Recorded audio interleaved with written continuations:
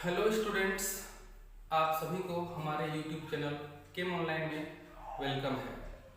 Students, JAC board का matric का result बहुत ही अच्छा हुआ है। हमारे स्टूडेंट्स ने बहुत ही अच्छे परफॉर्म किया है और एक्सीलेंट रिजल्ट हुआ है।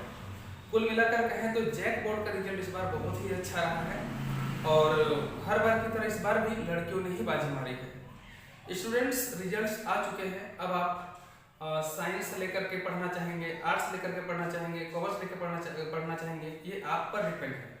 लेकिन वैसे स्टूडेंट्स जो साइंस लेकर पढ़ना चाहेंगे निश्चय ही अब कोचिंग सेंटर्स में जा रहे होंगे मैथ्स, फिजिक्स, केमिस्ट्री, बायोलॉजी इत्यादि का ट्यूशन खोजने के लिए या फिर ट्यूशन्स पढ़ने के लिए।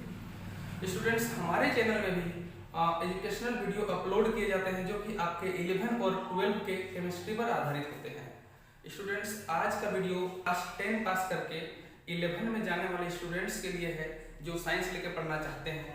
मेरे यहाँ केमिस्ट्री की पढ़ाई होगी, तो आज का पहला लेक्चर है केमिस्ट्री का ही, जो कि क्लास 11 का है। स्टूडेंट्स, क्लास 11 के केमिस्ट्री का पहले चैप्टर का लेक्चर शुरू करने से पहले कुछ बेसिक जानकारी का मैं चर्चा करना चाहूँगा जो कि बहुत ज़रूरी है।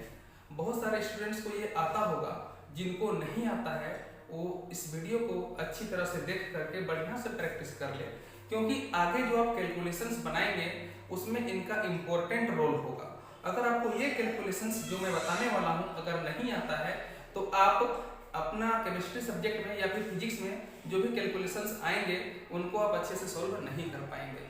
बहुत ही बेसिक लेकिन इम्पोर्टेंट जानकारी है। जिनको आता है कोई बात नहीं आता है देख लीजिए, आता है वीडियो को स्किप कर सकते हैं, आपकी इच्छा है।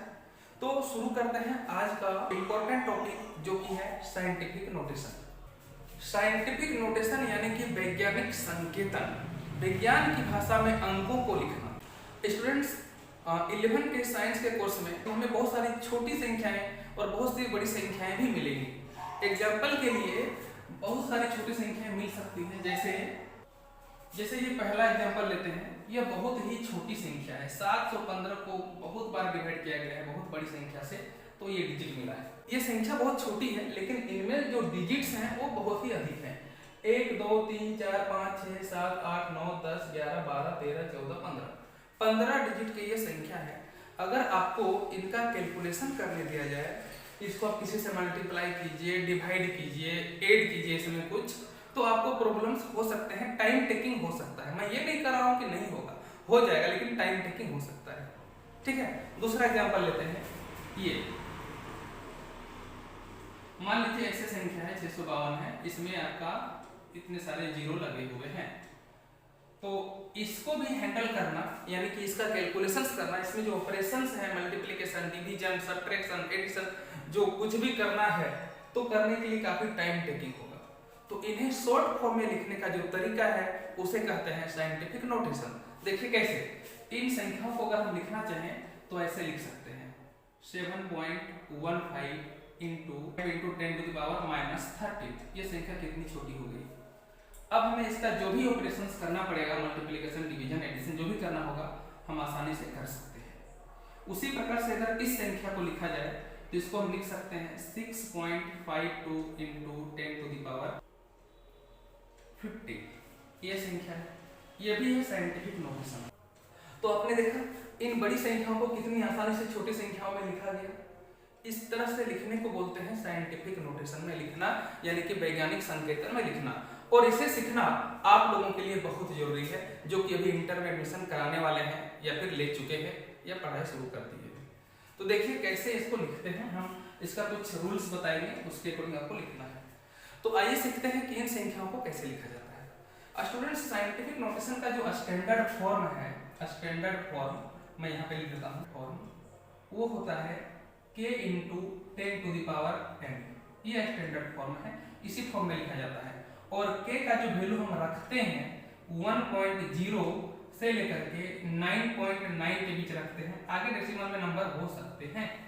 ठीक है, और n का जो हम वैल्यू रखते हैं वो रखते हैं इन्फिनिटिव होता है, और ये भी इन्फिनिटिव होता है नेगेटिव में और पॉजिटिव में। नेगेटिव में भी इन्फिनिटिव और पॉजिटिव में भी इन्फिनिटिव तक हो सकता है ये स्मॉल n का वैल्यू।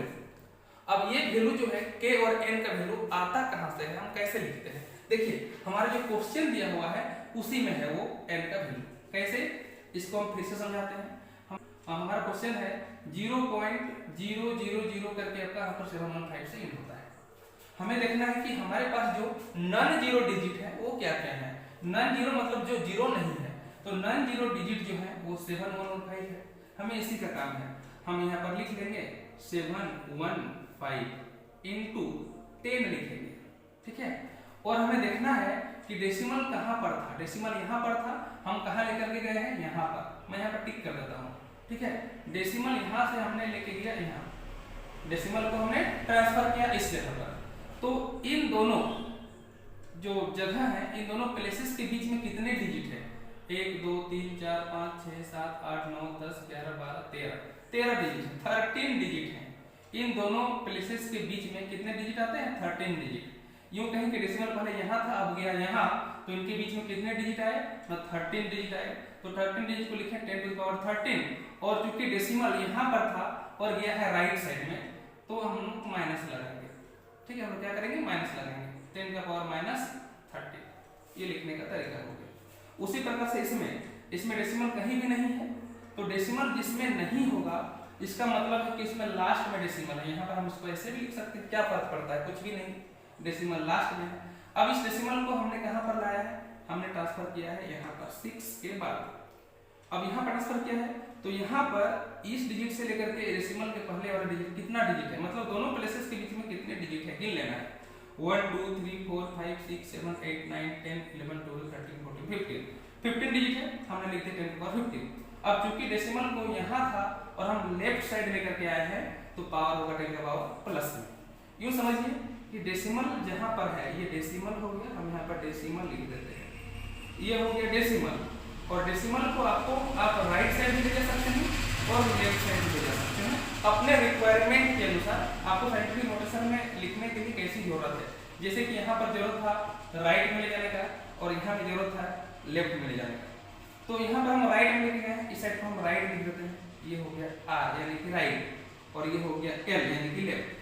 जब लेफ्ट में जाएंगे तो 10 का पावर जो होगा वो प्लस n में होगा, और जब राइट साइड में जाएगा तो 10 का पावर -n में होगा। आप कोई भी संख्या को इसी प्रकार से साइंटिफिक नोटेशन में लिख सकते हैं। आई होप कि आपको यह बात समझ में आ गई होगी। अब कुछ एग्जांपल और लेते हैं कि कुछ और संख्याएं हो तो उन्हें हम क्या करेंगे। देखिए कैसे, तीसरा एग्जांपल हम लेते हैं।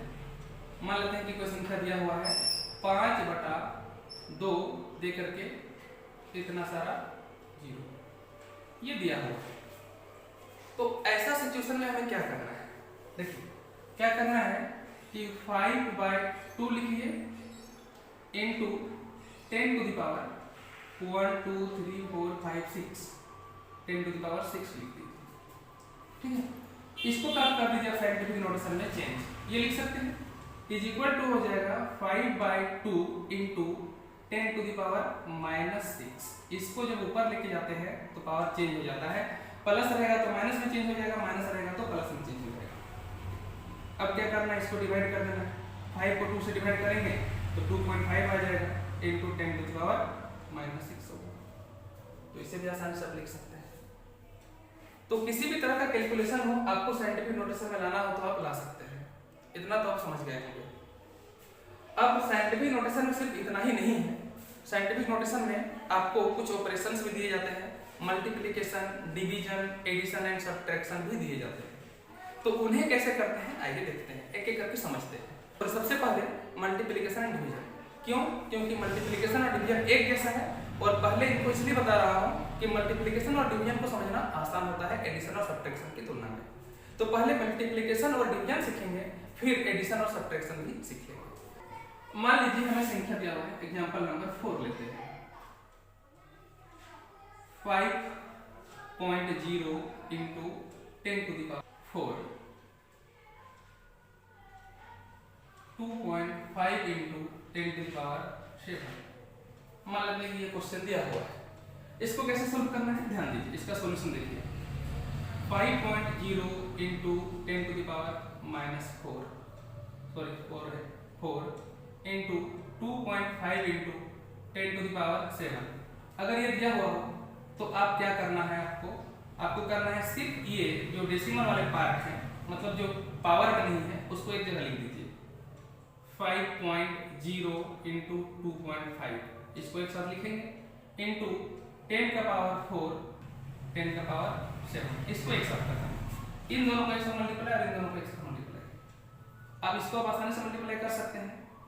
कितना हो जाएगा मल्टीप्लाई करेंगे तो 12.5 ये हो जाएगा। 12.5 मल्टीप्लाई करेंगे तो इंटू 10 टू द पावर ये हो जाएगा 4 प्लस 7। ऐसा इसलिए क्योंकि आप 9th क्लास में पढ़ चुके हैं x का पावर m इंटू x का पावर n हो तो आप लिखते हैं x का पावर m प्लस n। यही रूल यहाँ भी अप्लाई होगा तो बनेगा 12.5 इंटू 10 टू द पावर 11। एक बात का और ध्यान रखिएगा कि आपका जो साइंटिफिक नोटेशन जब भी होता है तो डेसिमल के पहले एक डिजिट होता है। इसका मतलब हम इसको ऐसे लिखेंगे 1.25 into 10 to the power decimal को यहाँ से हमने यहाँ पर ट्रांसफर किया यानी कि एक डिजिट लेफ्ट की ओर लेके गया तो यहाँ पर एक डिजिट बढ़ जाएगा यानी कि 11 है तो 12 हो जाएगा। 12 ये हो गया साइंटिफिक नोटेशन। और एक बात का और ध्यान रखिएगा कि डेसिमल के पहले जीरो नहीं होता है, नॉन जीरो डिजिट ही होता है। अगर जीरो है तो फिर आपको चेंज करना पड़ेगा। चेंज करके आप ऐसा लाएंगे कि नॉन जीरो डिजिट बन जाए। इसको हम लोग साइंटिफिक नोटेशन में लिखना बोलते हैं। ये तो हो गया मल्टीप्लिकेशन का बात। अगर डिवीजन का बात रहे तो कैसे करना है, डिवाइड करना हो तो कैसे करना है। मैं क्वेश्चन को चेंज नहीं करूंगा, सिर्फ इसी में थोड़ा सा सिंबल को चेंज कर देता हूँ। मान लेते हैं अब इसको पांचवा एग्जांपल बना लेते हैं। यहाँ पे कर देते हैं डिवाइड। इसको सॉल्व करने के लिए वही क्वेश्चन रहने देता हूँ आपकी आसानी हो। 5.0 है इंटू 10 टू द पावर 4 है डिवाइड बाय है 2.5 इंटू 10 टू द पावर 7। तो जिस तरह से मल्टीप्लिकेशन हमने किया है उसी प्रकार से डिवीजन भी करना है।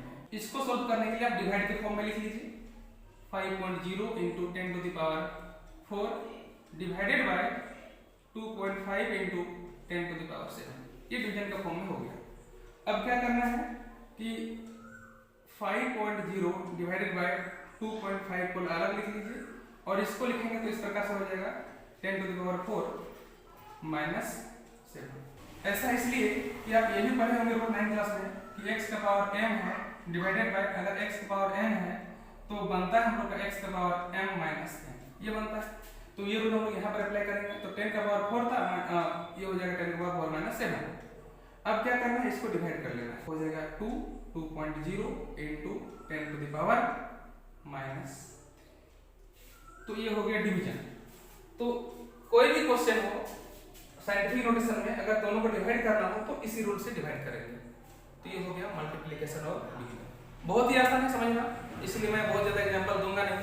अगर आप इस तरह के और भी क्वेश्चन बनाना चाहते हैं मल्टीप्लिकेशन और डिवीजन के या फिर एडिशन और सब्ट्रैक्शन के जो कि मैं आगे बताने वाला हूँ तो उस क्वेश्चंस का एक पीडीएफ बना करके मैं वीडियो के डिस्क्रिप्शन में डाल दूंगा।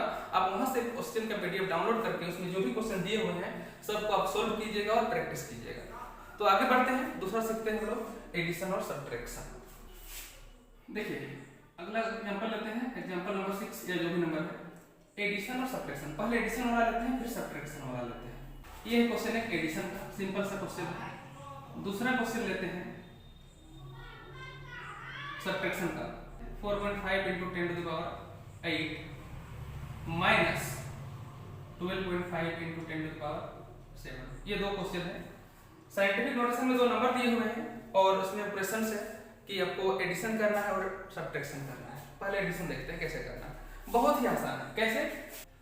आप 10th क्लास में इस तरह के क्वेश्चन बना चुके हैं मैथ में। आप कॉमन ऐसे लेते थे ना, जैसे कि 10x है और प्लस 4x है। अगर आपको ऐड करने पड़े तो क्या करिएगा, आप 10 और 4 को एक साथ लिख करके x को कॉमन कीजिएगा। तो सेम यही चीज हम यहाँ भी अप्लाई करेंगे। तो उसके लिए हमें क्या करना पड़ेगा कि ये वाला जो टर्म है ना इसको इक्वल करना पड़ेगा। जो हम रूल सीखे हैं साइंटिफिक नोटेशन लिखने का उसको अप्लाई करके इससे हम क्या करेंगे इक्वल कर लेंगे। या तो दोनों का पावर 7 कर देंगे या फिर दोनों का पावर को 8 कर देंगे। तो देखिए कैसे करते हैं। ये क्वेश्चन हो गया